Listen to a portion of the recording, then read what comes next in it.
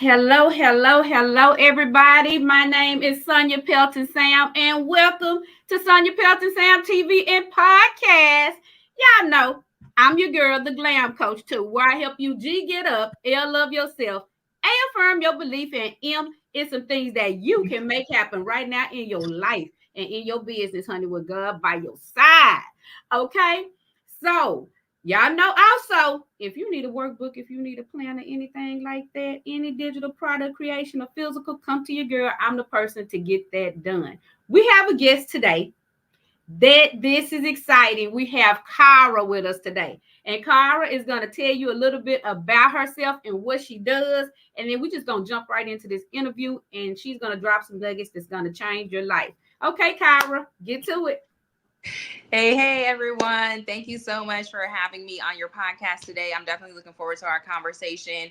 It's always a blessing when we're able to talk to other women in faith who are on the same mission and just encouraging one another along our track. So I definitely appreciate you having me on here. Kind of like you said, my name is Kyara Ofuani. I am a nonprofit attorney here in Houston, Texas. And I like to just kind of describe myself as a change agent. So I am really on the purpose of freeing our people from bondage, whether it's mentally, spiritually, physically, and things like that. And so I try to have my work reflect that. And so that's kind of why in the legal field, I decided to approach nonprofits so that we can focus on causes that help in change policy and legislation, and then also just providing basic needs for people like housing and food and things of that nature. And really, honestly, in whatever I do, I kind of try to like add in some type of advocacy there, like whether it's through my sorority or through pageantry or whatever the case is. I'm just hoping to try to impact people and really just serve. And I think that service is my ministry. All right, now, Kyra, who is the sorority? You just said my sorority. What? Oh, yes. Oh, I'm a member of Alpha Kappa Alpha. Okay, okay. So the pink and green, the pink and green. Yes, yes, yes. So tell us how you got started, Kyra. Like what just got into you and was like, this is what I gotta do. For as far as like how I got into the legal profession. Yes. Okay. Well, honestly, I have known I wanted to be a lawyer since I was very young. So I'm very much a routine kind of one-track person. Once I set my mind on something, I kind of make the goal from there. But I grew up in Janesville, Wisconsin. I'm not sure if you're familiar with Wisconsin, but very, very cold state. It is definitely predominantly white. And so I grew up kind of in that culture where there weren't that many Black students or just Black people living in the city in general. Most of my Black friends were my family members because my family had a church in the city next door to the city that I lived in. And so any person that was Black was probably one of my family members. That's kind of how small it was.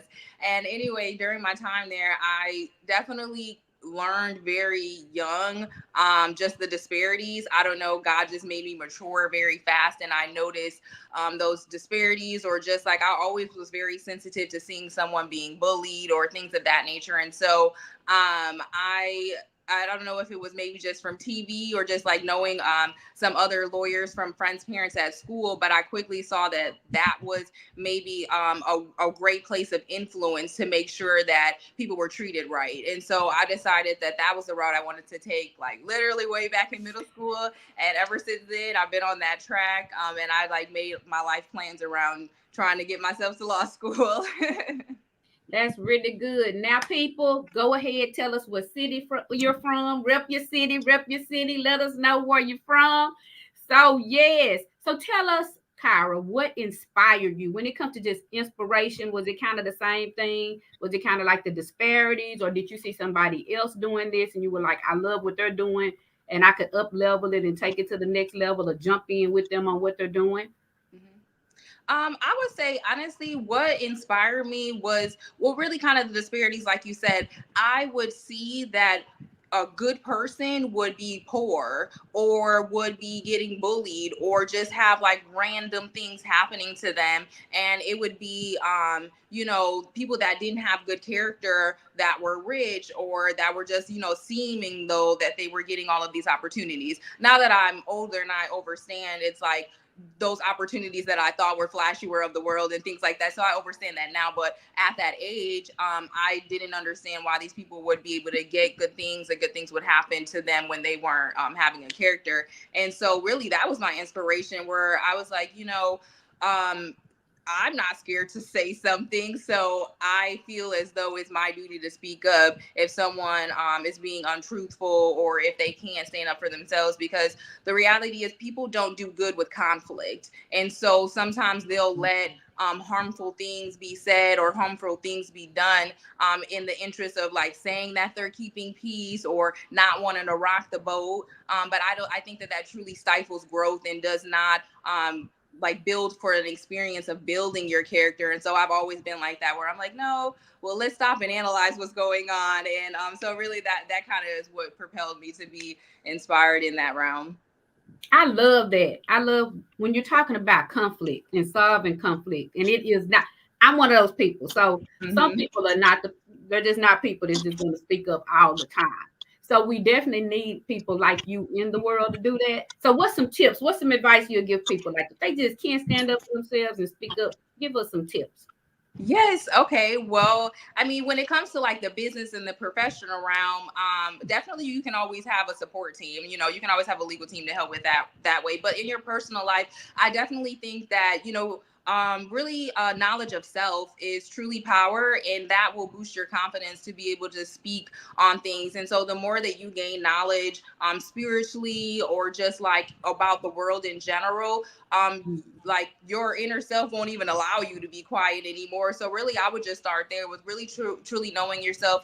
What things have happened to you in the past that make you scared to have conflict in general? Because a lot of times, I know for me, I've always been very well with handling conflict for other people, mediating those situations and things like that. But when it came to my personal life, I would get anxiety, or I would just try not to rock the boat, because it's different when you're handling somebody else's problem and then when the dramas in your life. And so I had to really sit down and say, like, why am I scared to speak up? Like, what do I think is going to happen? And so you unpack from there the things or the childhood traumas or things like that have happened to you that stifle your tongue. But I think that just starting there, like knowledge of self and really healing from those childhood traumas, because life and death is in the power of the tongue. And so if you don't even speak life over yourself, or how can you really speak out what you want to happen in your life? So I definitely love that. I love that. So let's talk about this. If money was no issue, like somebody just had checks, they were writing you unlimited checks, and they're like, "What do you want to do, Kyra, for other people? What do you want to do for yourself? Where do you want to go? What would your life look like? How would that impact you?" What would my life look like? That is a great question. So, to be honest, I don't think that it would look a lot different than it does right now. Because I truly do have always had a passion to really advocate for people, and so I do find joy in this profession. But if there was unlimited funds, I've always wanted to have some type of school of the arts, or like a resource center. So maybe where there is education, the arts, food pantry, or like shelter, something like that, where it's like all encompassing. And then, be able to provide pro bono legal services so that people don't have to pay for that and things of that nature. And that's definitely where we're trending. We're only at the food drive part right now, but, eventually I know that God's going to expand those things. So I definitely, if someone wrote those checks, I would definitely go in there to, try to provide all of those resources that I want to be able to give for the community. Because to be honest, for me, I think that there's so many more talented Black people, or we could be doing so much more, but we are struggling at the survival rate. So we're literally just trying to pay our bills. We're literally just trying to manage there, that we haven't gotten to the thriving area where we can, bask in our creativity and really do what we love to do. And so if we could just, eliminate being in survival mode, I think that we would propel at a fast rate. So that's definitely what I would do if someone was to be able to provide me with those funds. Look, I love that because I'm a creative and I learn creatively. And so I worked at a school and I was one of the first art teachers that was in HISD. They had just brought art back into some of the schools. And so Okay. people don't realize, like some of the low income schools, they don't experience the arts, right? They don't experience things that can make them more cultured. And so I realized how important that was, and then I wrote a book about it, a school Okay. without art, and it was just really showing how art, a school without art, how the school can basically die out. So Okay. education is important, math is important, but things when you come to writing and Mhm. things like that, the art helps with that, right? It helps the creativity flow. Definitely. It gets your brain pumped up. Just the colors, just the things that you're doing. So yes, I do believe that creativity, whether it's music, whether it's art, it makes you more cultured, right? And so you can do more with that, right? When you get in other cultures, and it makes you appreciate other people too. So Yeah. I, Definitely. And like it honestly just shows like the disparities in the communities because like I was telling you before, I grew up in a predominantly white area. So in our schools, we had music classes, we had to choose an instrument. So I played the violin and the piano, but I started learning that in school. And my school wasn't an art school, it was a regular public school, but they had the Mhm. music class. You had to learn how to play the flute, the piano, you had to pick an orchestra instrument.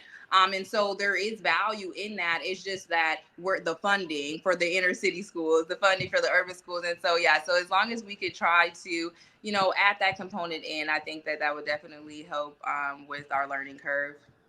I'm learning curve. Look, I'm gonna go one more with that. And also we have just this big mental health issue going on, right? Hmm.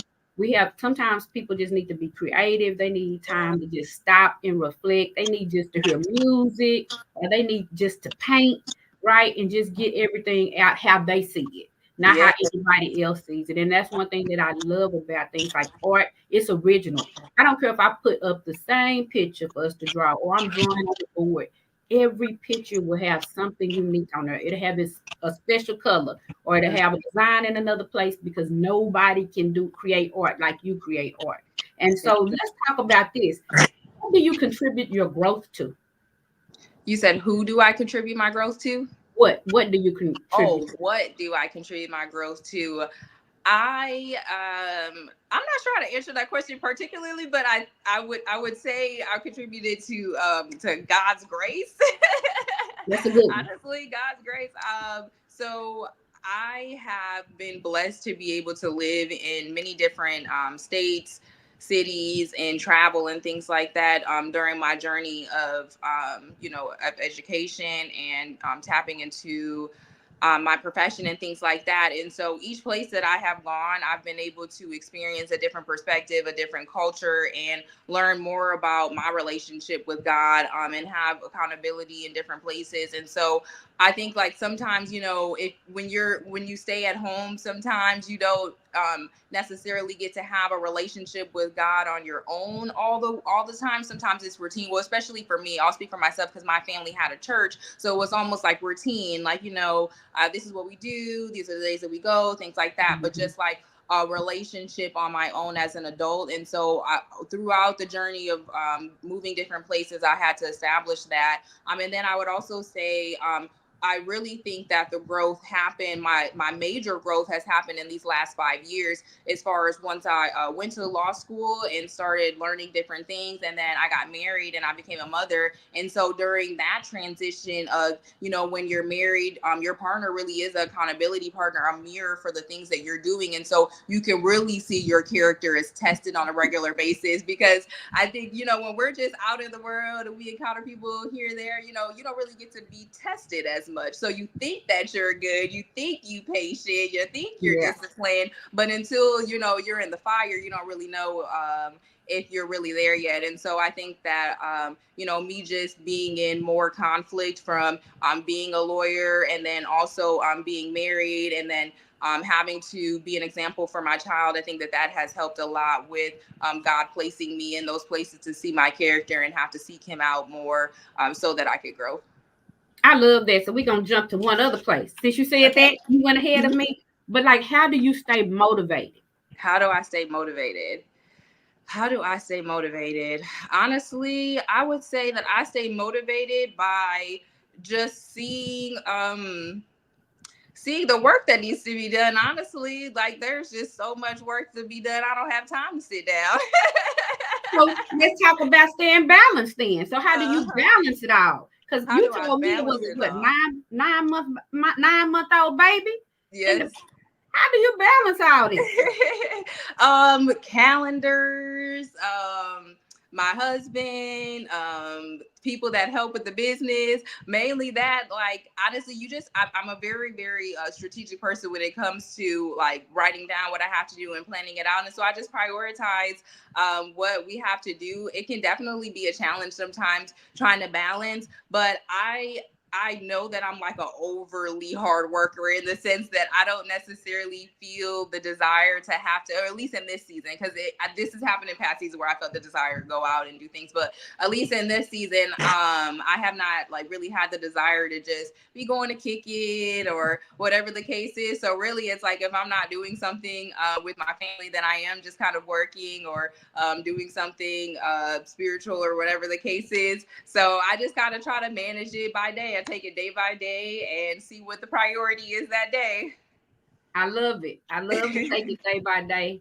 Because I always tell people you gotta juggle it. You can't hold everything at once, and life changes. So you gotta Mhm. know when to pick it up and when to put it down. So Yes. what's the biggest life lessons that you've learned? What is the biggest life lesson? That's a great question. I would say the biggest life lesson I think thus far in this season would be that it's nice to be important, but it's more important to be nice. And so I think that we struggle with titles, with feeling like we have to big up someone else. And that just does not help with relationships or really cultivating this like nation unity mindset. And so that's really what I've been learning. Every time I see conflict, it has to do with someone trying to, be in their title or overly do authority. And they think that that gives them the right to treat people unkind. And so, yeah, it's definitely it's nice to be important, but it is more important to be nice. It's definitely the lesson that I'm in right now. I love it. I love it. You guys go ahead and tag, like, and share. Tag, like, and share. Come on, guys. Bring some people on into this conversation. So tell me this. What's next for you? Like, what's next for What is next? That's a great question. What is next?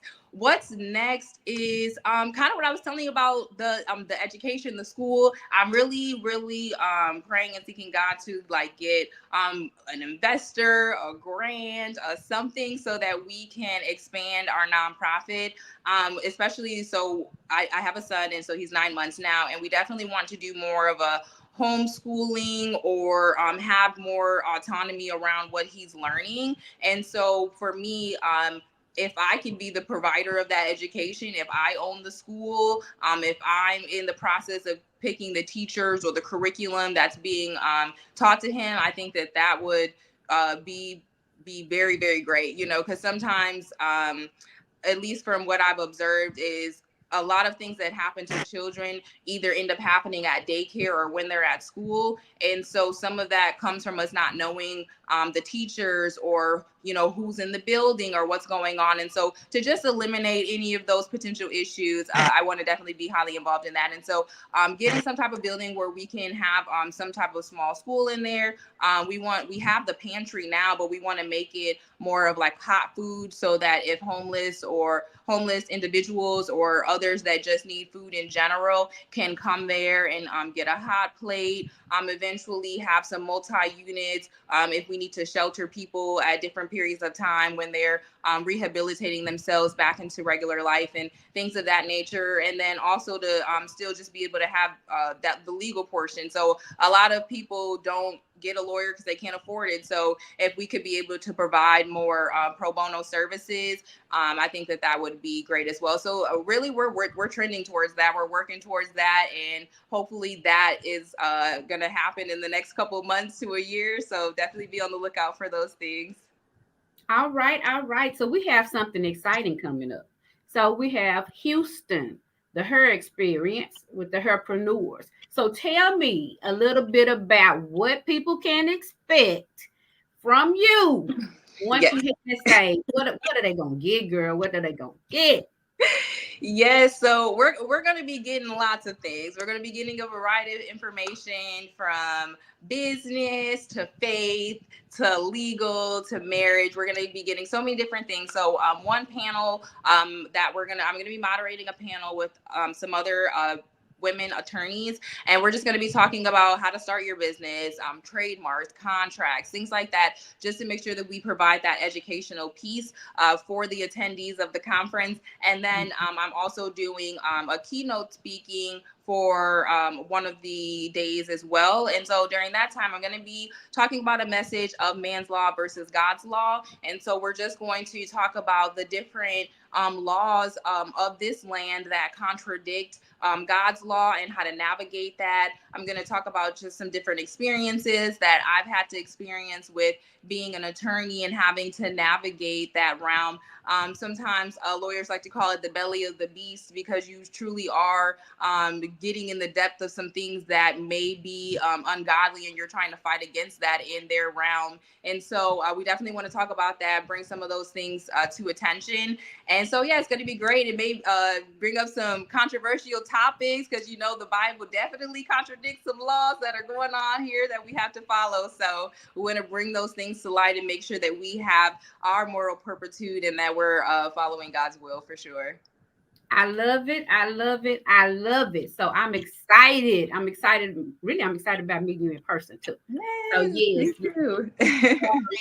So if you could give us one piece of advice that could help us today, what would be that most important piece you give us? The most important piece of advice. I would say the most important piece of advice that I would give us today is to build character. Build character, and character building will help you avoid a lot of problems in relationships, in business, and legal, because a lot of our conflicts come from the nature of us being selfish or having an individualistic mindset. So if we could work on our own true character and transition into a more nation building unity mindset, I think that that would help with having more serenity across the board. I love it. Did you guys hear that? We have to work on our character. So working on that will definitely change our lives. Tell our viewers how to get in touch with you. Tell them any specials or anything that you have going on, uh, Okay. the website, things like that. Okay, definitely. So you can always follow me at Dr. Kyara Ofuani on Instagram and really all of the platforms there. And you can always DM me if you want to book a consultation or things of that nature. If you guys are on TikTok, I definitely wanted to show you guys our book. So this is our vegan chef book, and this is our how to write grants book as well. So we definitely like to advocate for healthy living and just cleansing of the body and the mind and things like that. So if you're looking for a healthy diet, definitely check out our TikTok shop. It's the Ofuani bookstore, and we have some good books on there. Or if you're looking to figure out how to fund your business, definitely check out our grant book. It's a step-by-step guide on how to write grants for yourself, do your proposals and applications and things of that nature. All right. So there you heard it, guys. Get over there with Kyara and get you some help.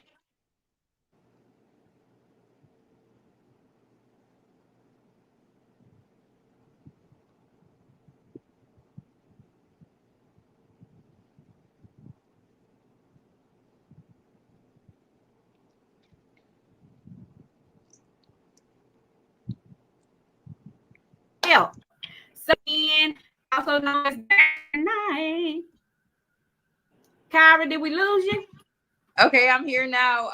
Well, you know Yeah, what? you were Let's do frozen it. for a second. I can hear you now. You know what? So let's do this, and I just try to cut that out, guys. So here we go. So I'm your girl, Sonjia Pelton-Sam, also known as the Glam Coach, where I help you G, get up, L, love yourself, A, affirm your belief, and M is some things that you can make happen right now in your life and in your business with God by your side. Don't forget to go over to @S_Pelton_Sam. Let's become friends. Just like she said, DM me if you need a consultation. Go to theglamcoach.com. I have plenty of gifts for you. So make sure you check that whole page, that front page of that website out. If you need a workbook, journal, planner, anything with digital products, come on to your girl. I'm here to help you out. and go over. If you have Apple, download that app. Launch your vision like you launch into the next level. Launch your vision. It's 21 days that will change and shift your life to the next level. And until next time, we're going to say bye-bye.